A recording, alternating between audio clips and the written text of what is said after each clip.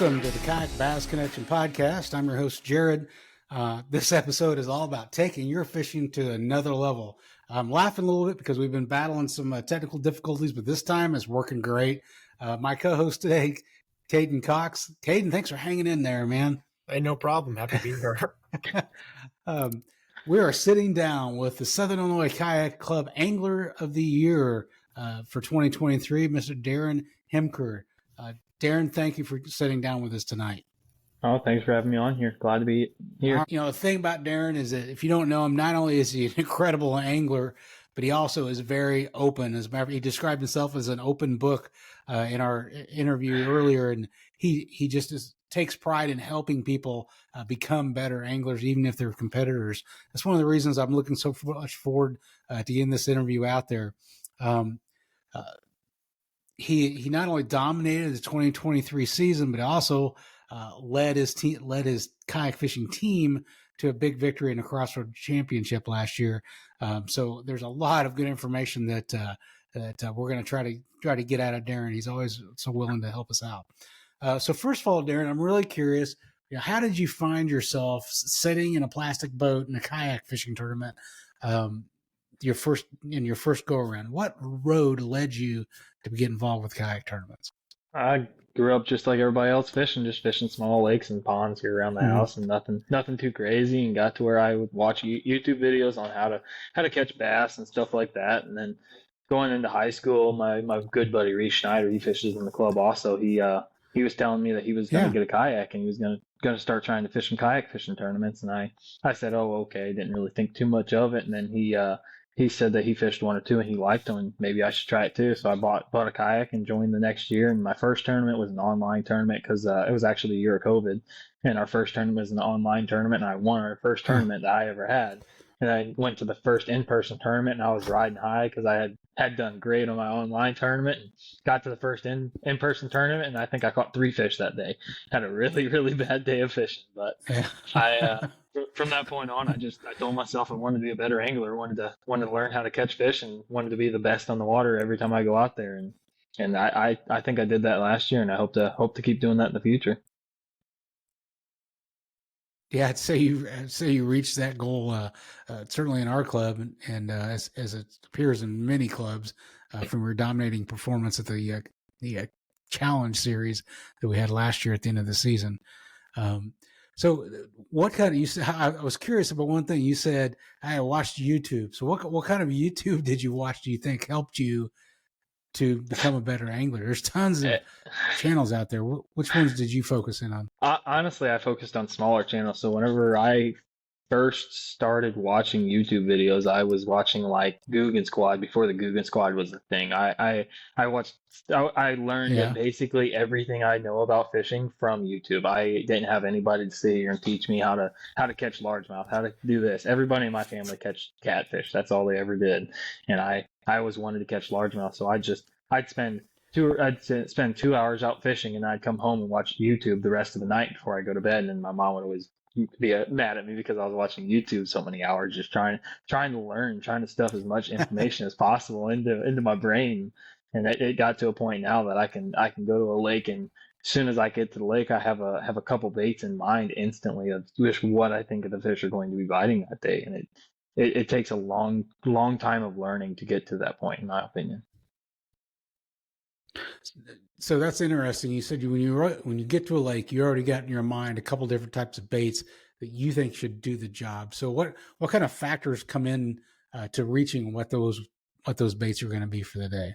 So the weather is a huge factor on anytime you go out. Weather's a huge factor. I personally like fishing with some sort of factor. I hate a calm bluebird day. I hate it. It is, in my opinion, one of the toughest times to catch fish because those fish know what a bluegill looks like in the water, and on a calm bluebird day, they can sit there and look at the bait for a while before they eat it.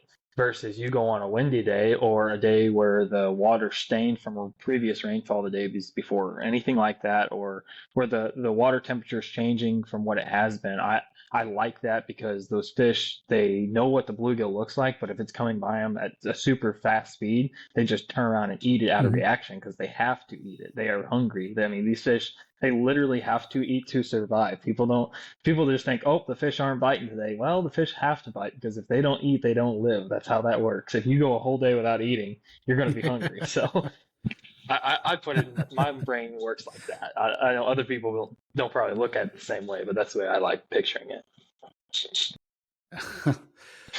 That's interesting. So as you went through that, what are your, if you had to name, a couple different baits that you always like to have at your disposal, based on those conditions, what kind of baits those are? So I What are always have a those chatterbait baits? tied up, no matter where I go, what time of the year. Heck, I went out fishing 2 or 3 days ago. The water temperature is 45, 46 degrees, and I was throwing a chatterbait, just throwing.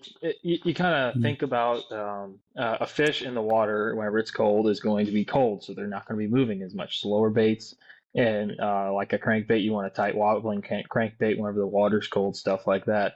Then you get to the warmer water whenever it's like super, super hot. The fish are going to feed hard in the morning, so you got to capitalize on that morning bite. You want to be throwing top water early in the morning, stuff like that. Those fish are going to move offshore or up into the shade whenever it starts getting hot and stuff like that.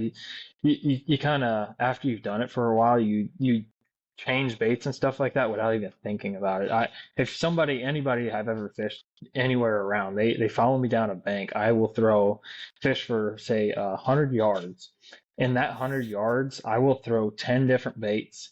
Oh, just changing nonstop. I love changing baits until I find something that I can consistently catch big fish on over and over again.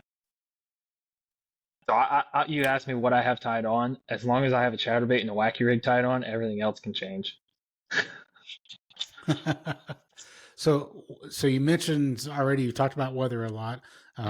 What about water clarity? How does that make you assess the different baits? Choose one So bait over the the other. dirtier the water, the louder the bait. In my opinion, I like a louder bait. So if I'm throwing a chatterbait, if I have really really dirty water, I will step up from my normal mini max. So my chatterbaits, I love a mini max. By far my favorite, and all the water clarities we fish around here. In the springtime, whenever it starts getting really cloudy, I'll throw more of a jackhammer or even up to a big blade if it's really really excuse me, if it's really really like cloudy water or something like that, I will throw a big blade. But if you get into water that's super super clear, I don't personally like spinner baits or anything like that has a lot of flash like that, because I think it almost scares fish off. I want something that flashes but not flashes a lot. So an underspin in clear water, I love throwing an underspin in clear water. That's a great technique in my opinion, just because it flashes, but it doesn't flash obnoxiously like your spinner baits would. I like spinner baits whenever it's super super muddy water. Just reading the conditions is something that you don't just learn overnight. You gotta go and you gotta fish the conditions and get to a point that you have a lot of confidence in throwing certain baits in certain conditions. So part of that building confidence was failure. Some of that as Oh well. yeah, a lot of failure. A lot more failure than success, that's for sure. Yeah, I had a conversation with a fellow on the water the other day, another kayak angler, and I was telling him about this channel, and he said, "Well, I need to get better." He said, "Before I start fishing some tournaments." But I told him, I said, I think the best thing you can do to get better is to go out and fish some of these Fish the grassroots tournaments. tournaments. Would you agree? Oh, 100%. If you go to a tournament, and I don't know how everybody else's mindset is, whenever I go to a tournament, if I get my butt kicked and I lose and don't do great, it makes me want to do better on the next time. I want to beat those people because I want to be good enough that I can beat anybody I fish around. And I want to be good enough that I can teach people I fish around. I've told many people already in the club, one of my most memorable, like upsetting tournaments I had last year was Kincaid tournament, and I won that tournament. I went to the tournament, I saw people at the boat ramp, talked to them a little bit, and then left. And I didn't see another kayaker on the water all day long. I went to the south part of the lake. I think I saw maybe one person and talked to him for like 2 seconds, and just in passing. And that tournament, it hurt that I didn't get to sit around and talk to people. My favorite tournament of the year was probably our last club tournament of the year there at Cedar, and fishing with James. I fished with James for 4 or 5 hours, and just exchanging stories and listening to the way that he's trying to attack that tournament that day. It fascinates me to talk to people like that. I love talking to people. I could talk to a damn fence post to it and talk back. So the social aspect is important, is what I'm hearing you say. Is it just learning from other 100%. anglers? And just going out and learn. So that angler Mm-hmm. that you could have, yeah, you talked to, he's just going out and he's learning it his own way by himself. Personally, I would learn more from going and fishing next to other people and learning how they caught fish on the same day that I didn't catch fish. That helps me learn. That's what I love about our kayak series is that even after a tournament Mm-hmm. or during a tournament, we're all sitting around talking. We tell everybody how we caught those fish that day, and you don't see that in many other tournaments at all. You just see people going out and competing against each other, and then they all leave. We'll sit around. Heck, I've sat around for 2 or 3 hours after a tournament is over and just talk to people. I love talking to people. Caden, you've got more experience in boat tournaments as an angler than I do. So is that a similar experience or is it different? I mean, no, not at all. I mean, if you're in a boat tournament, from my experience, you pull up on somebody 100 yards away, you cast towards their boat. That's you're asking for them to come at you and fight in the parking lot after the tournament. I mean, you don't do that. And I mean, if you ask them what they're throwing, they're going to tell you a bait. I mean, they're not going to tell you nothing, and they're just it's just I don't know how to explain it. The camaraderie and everything in our tournament series is next to none. I mean, boat tournaments and kayak tournaments completely different. And what he said about learning is that's a big thing. Is just hearing other people. I've made myself a better angler, not even from going out and fishing, just from hearing what people have to say after a day fishing. Awesome. Learn from other people. That's big. I think with anything in life, you've got to be willing to fail in order to get better. Because the famous saying that I use all the time in my professional work is that amateurs train until they get it right, pros train until they fail, because you're always just pushing yourself to that next step. So some of the things that I know that get some people spun up and on tournament day, and I say some people meaning me, it's happened to me, is the mental aspect of attacking some of these tournaments. I think specifically back to just about a year ago now, when we had our classic tournament at Cedar Lake, which everybody, we all love Cedar Lake. I had a horrible day fishing there. Horrible. Tell me about your day. Your I day was had different. probably the best day I ever will have on the water. I finished the day with 103/4 inches, and to get to that point, I started out the day. I got there and I had a game plan. I looked at a map the day before, and my pregame on most lakes I go to, I look at the map and I try to figure out where are these fish, what stage are they in their progression throughout the year. They go through certain stages, they spawn, and then they post spawn, go on throughout fall, feed up, and stuff like that. I try to think what stage are these fish in, number one, and then from that stage, what are these fish doing right now? Where do I need to go to catch these fish right now? I don't care about in 2 days from now. I want to know today, where are these fish at? So whenever I got to the lake on Cedar, and I had not pre-fished it before that day. I got there, checked the water temp as soon as I got on the water and saw what it was. Mid 50s, I believe, maybe upper 50s. It was not near spawning weather yet. I believe it was like 54, 55, 56 degrees, if I remember correctly. And a And 45-mile-an-hour wind. Yeah, that was that was the big kicker. A lot of people think a high wind day like that is going to push bait up, and during the summertime, pushing bait is huge. In the wintertime, those fish, in my opinion, don't want to fight that wind. They don't want to have to be in the current. So there's not really a current, but there's still, obviously there's a current going around points and stuff like that. The fish that day I found were on nothing banks, so nothing, no structure, nothing specific like that, but the sun was shining on it and the wind was not hitting it. It was protected from the wind and the sun was shining on it. Those are my most productive banks by far. I caught a lot of my fish on banks that if I went by on a normal day, I wouldn't even hardly cast at. There's just nothing there to attract fish, but the fish were there because there was nothing there to get in their way, and they could just sit there and bask up the sun all day long. And I think I was reeling a chatterbait by their head, just nice and slow, and they came by them. They saw an easy meal coming by their head that they didn't have to work for, and they just came up and ate it. And I caught, I believe, 10 fish over 18 inches that day, and my small fish of the day was 19 and a half inches. I had an absolutely incredible day. Yeah, it was amazing, absolutely amazing. So what you talked about, what you were looking for, just in general for that tournament anyway. So let's just talk in generalities. What do you do as far as a study of the lake you're going to before a tournament? So that one was, in my opinion, going to be a pre-spawn tournament. So I was looking for spots that I have historically caught a lot of fish pre-spawn, not just on that lake, on any lake I've ever been on pre-spawn. So a lot of the big fish I've caught pre-spawn in the past have typically come in shallow pockets that are near deep water. So I looked at the map and I could see a couple arms in the middle of the lake that I liked, and I liked them because they were decently shallow, but they could get to, the fish could get to main lake and get in deep water very quick if they Mm-hmm. needed to, if there was something that would arise where they had to. And I think that fish love having, big fish especially love being able to be in close proximity to that deep water as an escape route. And especially for the spawn and pre-spawn, that's where one of the first places they pull up is those shallow banks that are near deep water. And I've historically caught a lot of fish in shallow spots like that. Awesome. Is there or do you do a lot of map study before those tournaments then to find out where those transitions areas are? Typically the pre-spawn bites I will, and then as it gets into the fall, I'll look for the creek arms. And other than that, during the main part of the summer, I'll look for a few humps and stuff like that. But I don't study them too much. I play it more by ear.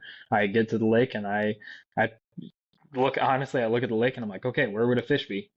where are these fish going to be? And I act like I'm a fish and try to find them. Okay, I think like a fish. That makes Exactly. a lot of sense. So looking back at your Angler of the Year winning performance last year, are there any particular moments either that you thought, man, there's no way I'm going to reach that Angler of the Year title because this day is not going great? Or have you had any of those? Did you have any of those bad experiences last year just stick out at you? Like starting out the year, I'm glad I handled that right. Yeah, winning the Classic, starting out the year, that set me out on a high note. And after the year before last, 2 years ago, whenever I got second by a quarter inch at the Classic, I was it lit a fire inside of me. I wanted to win Angler of the Year. So going into last year, winning that Classic right away, that I was so happy. And then I went to Newton and did good at Newton, and I was doing good. And basically the whole year was going good. I had a bad tournament at Banner, but that's going to happen. I mean, people are going to have bad days of fishing, and I didn't get too discouraged. I don't get discouraged very often anyway. I'm a pretty upbeat guy. I'll break a rod or something, and it doesn't affect me too much. I mean, it sucks, but hopefully I caught my fish out of that rod and go on catch fish with the other ones. So the biggest low part, honestly, was probably the last tournament of the year, and it ended up being the highest part of the year because I got to the tournament. As soon as I got out of my truck, my phone fell off my lap, hit the concrete or the asphalt there, and cracked my phone. And that I was like, man, that's how today's gonna go. And that tournament, it came down to me and Kessler for Angler of the Year. And that tournament, I don't know if you guys remember, was the tournament. Whoever did better basically won. I think I was losing by a point or winning by a point. I'm not exactly sure. Yeah, you went in very close. Yeah, you went in as in second place. I believe so. Yep. And it was one of those tournaments that I broke my phone right away, and I get on the water. I wasn't pedaling. If people that know Cedar on that north ramp, I didn't even make it to that first point that sticks out into the middle of the lake. I made it almost to that point, and my pedal drive just stopped working. And whenever you break your phone and then your pedal drive goes out, you're like, well, what else could go wrong? Let's go catch some fish anyway. And I thought about turning around, and I was like, well, this is for all the beans. So I toughed it out and I caught fish. Honestly, I don't think I would have caught those fish if my pedal drive had not have broken, because I ended up catching those fish, throwing a jig into tall grass along the bank, and those fish were basically pushed way up in those grass, eating all the the bluegill up in that grass. And I caught them by throwing a jig into the backs of those grass spots and catching them. That's a great example of taking a bad situation and making the best of it. I mean, a lot of people would have just spun out, with a $1,000 phone. Now I got a cracked screen and pedal drives are not cheap. So right off the bat, you're like, oh my gosh, what a horrible day. I just got the parts for my pedal drive and got her fixed up, and she that was $200 mistake. Yep. I looked Yeah. inside Okay. there, and the main drive gear that comes up was completely just basically there was nothing left of it. There was no teeth left on the gear Oh. at all. I believe it was Oh my my fault gosh. though. It was nothing on native. I believe I didn't tighten the Yeah. crank arms tight enough. You're supposed to tighten them down to 27 foot-pounds, and I just kind of pushed it tight and called it good and never actually measured it. So I used a torque wrench this time, put it to 27 foot-pounds. So as long as I read it right, I haven't done the right way this time. But Well, that's a great example of controlling that, which you can control, right? You exactly, I now know control my your drive is controllables. sealed up correctly, and yeah, and going from there. So that was a kind of a low point. Then you ended up turning that crisis into an opportunity to slow down and to fish maybe targets that you wouldn't have fished normally, at least in the Exactly. same It manner. forced me to fish for fish that I knew were there and I couldn't get to bite in the first place. And then I figured out a way to make them bite. And I genuinely think I would have just passed those fish by and tried to find different fish if I had my pedal drive. Well, that's interesting. Don't you think it's kind of the same story with big boats with the gas motors? It's like the difference between us and them is they can just push go and be at a different part of the lake. That's So you why kind I of talk to got the people all kayak the version. time. I talk to people all the time. And whenever I'm talking to them, they're like, oh, why don't you get a boat? And I was like, in my opinion, this is a very controversial statement, but in my opinion, a very good kayak angler, is better than any boat angler because a boat. Not saying the boat angling, I'm sure it has its own challenges. But in a boat, you can just be like, oh, there's no fish here. Drive 5 miles up the lake, and you can be there in 15 minutes, and you're good to go fishing already. Versus in a kayak, you're kind of stuck in a set area. You can only fish a certain area unless you're going to sacrifice 2 hours of your time to get to the other side of the lake, and it Mm-hmm. forces you to fish what you have. Oh, absolutely. Really well said. We see that all the time. And when you're out in a tournament session, say I'm fishing on a point or something, and it's not unusual for them to have bass boat tournaments the same day as we're having tournaments, and there'll be 3 or 4 bass boats that'll fly up in that point, stop, fish for 5 minutes, and then fly off. Just Too like a many parade of them. opportunities. Yeah, exactly. And you're there, right? So if you're a good angler like you are, right, you capitalize on that and make that happen. So that was a negative. We talked about a negative things that have happened. Did you remember what was the highlights of last year? When did you really feel great about what you were accomplishing? The highest part of the year that comes to mind every time I think of me kayak fishing, I mean, the Sick Classic. Our classic last year was an unbeatable day. Putting up over 100 inches in a day is Yeah. it does not happen often, especially in Illinois. That's like unheard of. It doesn't happen. And Mm. then from there, the next high part was probably winning the Crossroads, like being first place individual there. That was.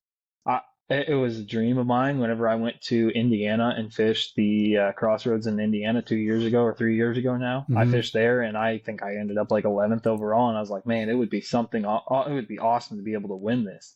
And then the next year, I think I finished fourth or fifth last year. And then came Mm. to this year and I won it. And I knew I could win it going into it. I just had to capitalize on my opportunities and not mess up. And I didn't mess up I think I lost. I honestly, day one, I think I could have broke 100 inches. I lost two fish. I think that were both over 20 inches that day, but Um, I messed up and I still got lucky and I still won it. And I had an amazing day on the water there. And after that, I went to the KPR championship up on Banner Marsh and I got third place there. And it was a smaller tournament and I was fishing against people that have fished it many times before. And I'd only been to Banner 3 or 4 times, so I didn't really know a whole lot about it. And the day one went by and I had 93 inches and I was basically tied for hey, first place. I was in third place, but all three of us had 93 and a quarter inches. And day two, I didn't have quite as good of a day, and I caught fish, but I didn't catch any big fish really, and I ended up getting third place overall. But it it wasn't as I thought it was going to be way more of a gap than what it was. And I was happy with the way it turned out.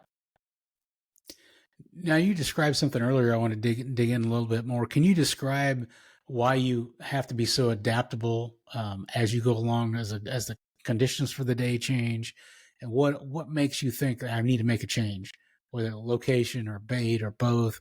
What are some of the things you see that clue you in that you need to make that change and completely change your game plan? plan and So I whenever I get on the water, I am extremely open-minded. I don't know if any of you have followed me. I throw baits everywhere. I throw every bait I have on my kayak all day long. I don't stick to one bait very often at all, but I'll go to a lake, and instead of just having one specific plan to catch fish doing this, my plan is to catch fish somewhere on this lake today. I'm here to catch a fish. I'm going to do everything in my power to catch them.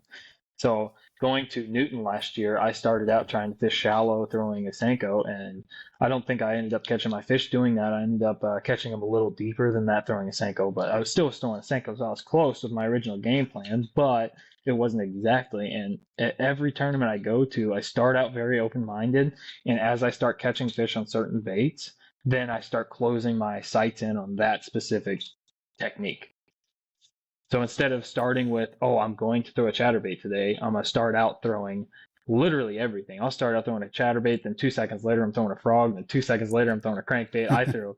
Anybody that has followed me sees I use every rod on my kayak at all times. I'm basically the definition of ADD on a kayak. Yeah, I know that your boat usually looks like a tackle store, going down the lake. But man, you're putting up numbers. It's working for you. So talked about different types of rigs you have on your deck. Is there one or two rigs that are always ready to roll?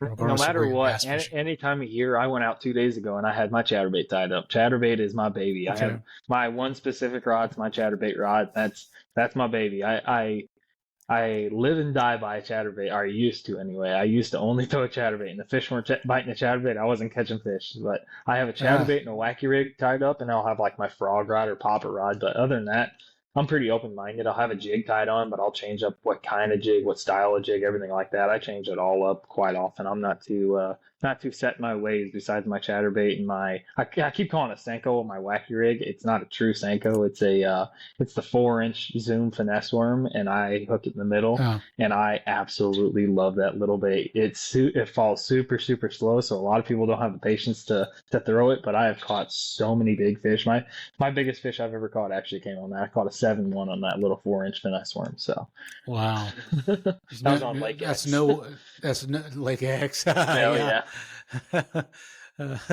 So that's no weight whatsoever. Just a nope, hook. Just the hook. Every once in a while I will Nico rig it, and like right now I have it on there and I have it Nico rigged, but a lot of the times I'm just throwing weightless because it falls so slow in the water column and it sits in front of that fish for so long, that fish just cannot resist it. Honestly, so a lot of people, this goes back to me throwing all my different baits. A lot of people think, oh, these fish are only eating this bait on this day. A fish goes through the water, and a largemouth bass is an opportunistic feeder. They eat anything they possibly can whenever they can eat it. So I like throwing everything at them until I find something that makes them eat it today. So I'll throw wacky rig or chatterbait or whatever, mimicking different things that I'm trying to get them to eat. And then once I start catching bigger fish on one technique, then I'll zero in and only throw that technique to try to catch bigger fish. But if you look at my Kincaid tournament, it's a great example of this. Last year, Kincaid, I caught 5 keepers, and I think I caught it on 4 different baits. I caught one on a frog, one on a chatterbait, on a wacky rig, and I think I flipped on one. It made no sense. My big fish of the day came on a frog at 1 p.m. It made no sense at all. But you throw random stuff like that, and that frogfish is exactly. I was pedaling down this bank, and I was throwing a chatterbait down this bank and the grass edge, and I look up underneath this tree, and I was like, man, that looks like a great place to catch a fish on a frog. Cast up in there, and I didn't get a perfect cast in my first cast, and I reeled back in real quick and threw it back up in there, and it skipped up underneath there. I popped it twice and caught an 18.5-inch fish up underneath the tree. Wow. I just said that's where I think a fish would be. It's just I've done it. Think like a fish. I've done it long enough. I think like a fish. Anytime I go out there, I'm thinking like a fish, and I'm still very, very new into this sport. So I'm hoping as I continue along, I learn a lot more than what I already know now. And I go to the water expecting to learn from somebody else. I don't go to the water thinking, oh, I know everything about this lake, I'm going to win. I go to the water thinking, okay, somebody out here is probably going to beat me. I want to know why they beat me, how they beat me, how I can beat them next time. Yeah, that's having that open mind when you go out launch in the mornings, you don't know, what you're going to run into. That obviously has paid off. Caden, do you have something? No, nope. Okay. I'm just listening. My Yeah. things get a little A lot funky of good on me. information. Yeah, just trying to learn something. Yeah. So, what advice would you give someone that is fishing tournaments now and just wants to take it to the next level? What maybe hasn't been successful just yet? So if you're very new into kayak fishing, if you have I'm gonna start out, if you have never fished a kayak tournament, go to a tournament. First biggest thing is try to catch 5 fish, and the 5 fish that you catch, try to make sure you get a good picture of every one of them. Don't have any deductions or anything like that on any of your pictures. After you get to the point that you think that you can do that no matter what, like I go to a tournament now, I don't even think about like making sure everything's perfect. And it has bitten me in the butt a couple times, but I go to a tournament and take a picture of my fish, and I don't really think about everything that goes into it. I just do it second nature. Once you get to the point that you can do all that second nature, then you want to try to get your 5 fish in the morning, and after you get those 5 fish, try to figure out how to get the biggest fish in the lake, not just fish in the lake. You're because your bigger fish typically are doing something very, very specific from the other groups of fish. Your small 10 to or your 12 to 15-inch fish are probably doing whatever possible. They're eating the first thing that comes by their head, and that's why you can catch them throwing anything versus your bigger, older fish that have been fished for a while and know what's going on. Because some of these fish around here, your 5-pound fish around Illinois, southern Illinois, it could be anywhere from a 5 to a 8 to 10-year-old fish. That fish has probably seen a lot of baits come by its head. So you got to think, what can I do to make that fish eat that he thinks this is a live bait? It's one of those things that as you do it more, you learn more about it, but you need to think about trying to catch those bigger fish in the lake if you're trying to step up your game. I guess what do you think for me or anybody else? What when you pull up to that ramp for the first time? Because I only had fished one lake last year before any of the tournaments in person, and I just didn't know what to do, so I just did what I did and flipped brush and threw a chatterbait. What do you look for as soon as you pull up to a ramp the first time that tournament morning? The weather, So I'm guessing. So whenever I get to a lake, I'm gonna do everything possible before, but I'm gonna look at the weather, everything like that, wind, stuff like that. But whenever I get to a lake, I want to know that water clarity. I'll get out and look at that water clarity instantly, and then I might have to change baits up because the water clarity could be muddier or cleaner than I was expecting or stuff like that. But I get to a lake and I think, okay, what in the past, what have I done to catch fish in this lake, or what have I done to catch fish in similar bodies of water, similar structure wise, similar everything like that.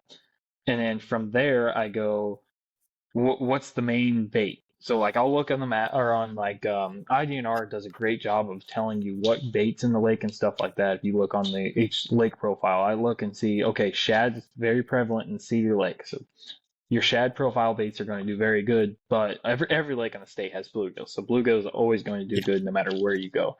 So I'll think, okay, is there bait busting on the surface as soon as I get to a lake? If I can see bait busting on the surface, that's probably a good indicator to go try to fish some of the bait balls. And then if I can't catch fish doing that, then I'm going to switch it up and go to like bluegill stuff. It really is by every lake is different in the state. I mean, they're obviously different bodies of water, but the way they fish is totally different. I'm not going to go to Newton and fish it the same way as Cedar, but I'm going to attack it sort of the same way. I'm going to start out throwing everything I have, and once I start catching fish, I'll narrow it down. And I feel like I'm very, very good about not sticking to my way. I change everything up all the time.